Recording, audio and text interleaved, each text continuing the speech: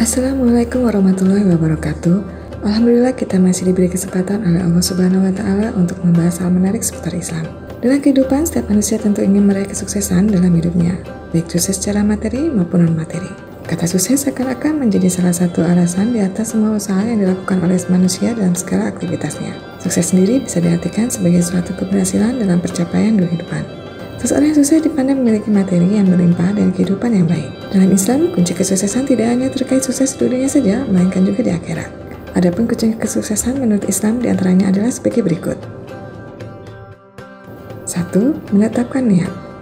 Ingin menjadi siapapun dan ingin melakukan usaha apapun, seseorang harus menetapkan niat yang kuat dalam hati karena niat ini akan membuat seseorang yakin dan tetap berusaha di jalannya. Niat juga merupakan cerminan dari apa yang ingin kita lakukan. Jadi, jika ingin sukses, maka niatkan dulu dalam hati bahwa kita ingin sukses dunia akhirat.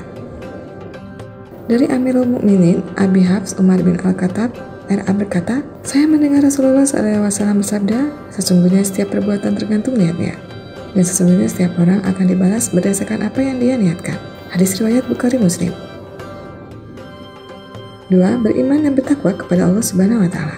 Iman dan takwa adalah dua hal yang saling terkait, dan jika seseorang ingin sukses, maka ia harus menanamkan iman dan takwa dalam hatinya. Seseorang yang beriman dan bertakwa kepada Allah Subhanahu wa Ta'ala akan senantiasa melakukan sesuatu di jalan Allah Subhanahu wa Ta'ala dan lebih dekat dengannya. Seseorang yang lebih dekat dengan Allah, maka ia bisa mendapatkan kesuksesan jika Allah berkehendak. 3. Salat tepat waktu. Salah satu kunci sukses dunia akhirat adalah salat tepat waktu atau salat di awal waktu. Salat adalah perkara yang wajib dilaksanakan seorang muslim dan merupakan tiang agama. Allah Subhanahu wa Ta'ala menyukai hambanya yang senantiasa menjaga salatnya, dan salat wajib tepat waktu. Perbuatan melalaikan salat apalagi meninggalkannya akan mendatangkan murka Allah Subhanahu wa Ta'ala, dan jika demikian maka siapapun tidak bisa meraih sukses terutama di akhirat. 4. Taubat kepada Allah Subhanahu wa Ta'ala. Manusia tidak luput dari perbuatan salah dan dosa. Namun untuk menghapus dosa tersebut dan menghindari murka Allah Subhanahu wa Ta'ala, seorang muslim harus bertobat dengan sebenar-benarnya taubat atau yang dikenal dengan taubat nasuha. Dengan melakukan taubat nasuha, seorang muslim dapat membuka pintu kesuksesan dengan izin Allah Subhanahu wa Ta'ala.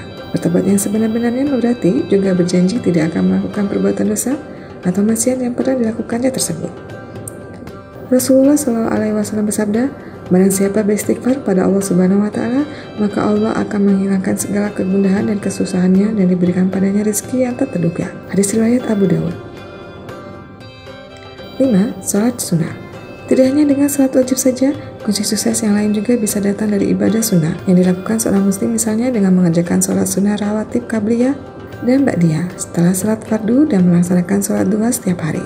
Salat duha memiliki banyak keutamaan, dan bila rutin dilakukan, Allah Subhanahu wa Ta'ala tidak hanya melapangkan rezeki seseorang, tapi membangunkan sebuah rumah di surga untuknya. 6. Silaturahmi.